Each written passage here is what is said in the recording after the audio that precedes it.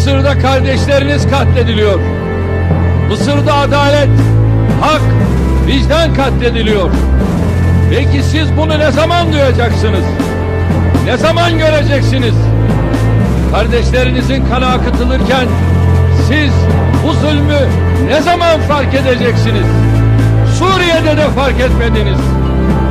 100.000 insan orada öldürüldü, sesiniz çıkmadı. Hala susuyorsunuz. Nereye kadar? Ne zamana kadar? Ama şunu unutmayın ki yarın aynı şey... Must be feeling guilty. When it comes to killing, you Israelis know a lot. We know that he is the most popular Muslim leader in the world right now. Why? Because he got up and walked out of a meeting with a baby killer, Shimon Peres. He got a hero's welcome when he went back to Turkey. Why they gave him a hero's welcome? Because he walked out of a meeting with a Jew who is a baby killer. And the Muslims like leaders like Erdogan. His position was very strong and brought honor to Turkey. Since the war on Gaza began, Erdogan has openly and strongly blasted Israel. Allah will sooner or later punish those who transgress the rights of innocents, he said. The elections center around one party and one man. Here in Istanbul, it's hard to escape posters of Turkish Prime Minister Erdogan, the head of the ruling Islamist party called the AKP. Polls point to a sizable victory by the AKP, and that would mean the third straight election win for a party that's worked hard to make one of the most secular Muslim nations in the earth more and more Islamic.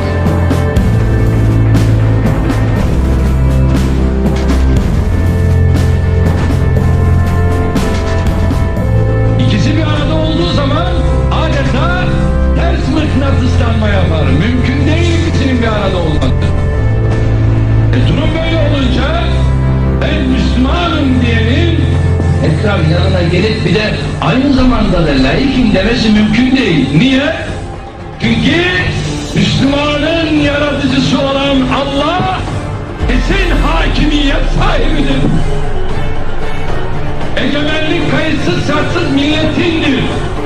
Bak, bu yalan. Koskoca bir yalan.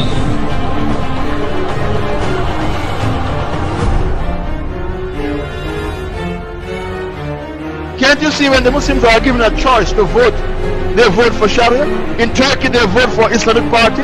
They vote for the party which is anti-Islamic. In Turkey they vote for the Islamic Party. The leader, his wife wear hijab. The Prime Minister wear hijab, his wife wear hijab. The President, his wife wear hijab as well. Abdullah Gül, both of them, the President and the Prime Minister, their wives wear hijab. They vote for that party. Take your Sharia to people who want. Recently, Turkey elected a few years ago a political party which has Islamic leanings, okay? And in those 2 years that that political party was there, they opened up a number of Quranic memorization schools for the kids. So here you see how politics and education have a direct impact.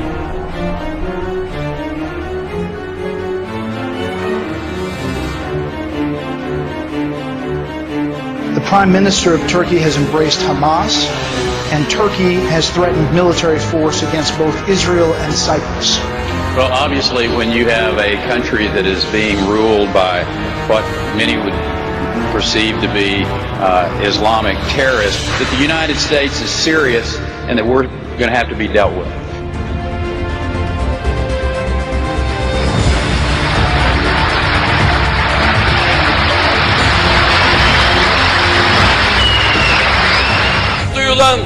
Now it's the time to have the Palestinian flag in Gaza. ومن هنا أطلب كل قيادات العالم الإسلامي. Tüm halklara sesleniyorum. أخاطب كل الشعوب. كل من لم يقف بجانب فلسطين سينتهي ويندحر. كل الشعوب الإسلامية ستطالب قادتها أن تكون مثل السيد رجب طيب أردوغان.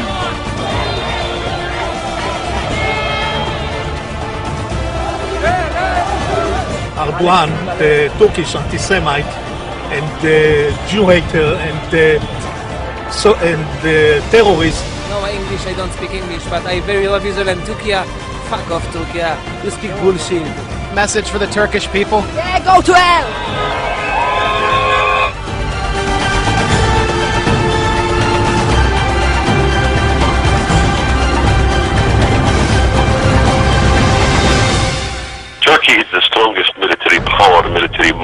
region. It's the second largest army in NATO.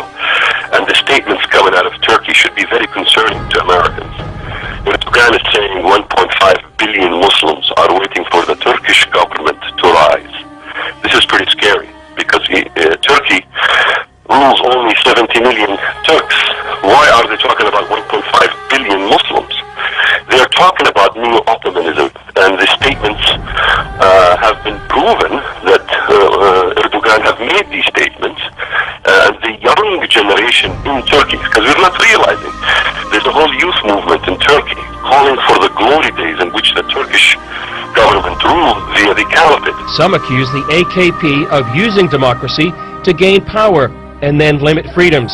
And some even feel he hopes to re-establish an Islamic caliphate with Turkey as its head. Zira bu enkazın altından yeni bir uygarlık çıkacaktır. Yeni bir medeniyet çıkacaktır.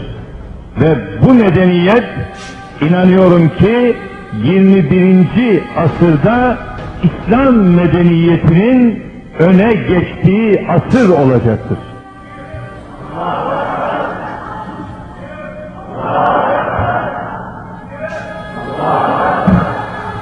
Görünen odur ki kimse bu medeniyet dalgasının önüne geçemeyecektir.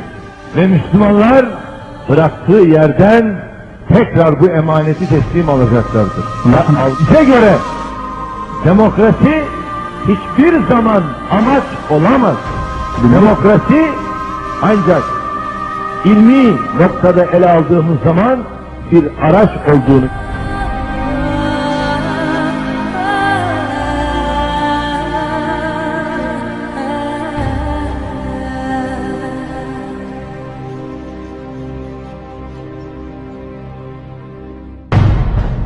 والله أنا أؤيدك بذلك وأسأل الله تعالى أن لا يحرمه الأجر رجل طيب أردوغان. وأيضا أنا إن كان يراني يعني أحد من حكامنا حكام الدول العربية والإسلامية يعني أقول مثل هذا الرجل لا بد أن يشكر من قبلكم أيضا من حكامنا.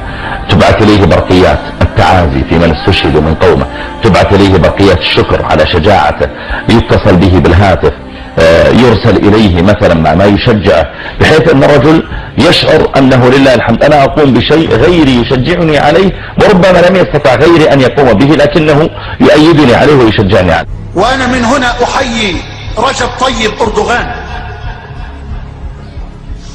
وأرجو الله أن يكون من السائرين على درب محمد الفاتح وعلى درب السلطان عبد الحميد. Another potential power player who wants to restore the caliphate is Turkish Prime Minister Erdogan. I think Erdogan clearly sees himself as the founder of the new caliphate, the world Islamic government, with Turkey at its center. I think this is what's behind him offering to send the Turkish Navy, for example, to protect a, quote, peace flotilla that would come to Gaza. I'm sure that in his heart he's dreaming about the re-establishment of the caliphate. He behaves like it. I mean, he can easily push this area into a great war. The threat of war and rise of Islam lead many to say the so-called Arab Spring is a misnomer. I wouldn't call it an Arab Spring. It's far from being an Arab Spring. It's the same kind of winter.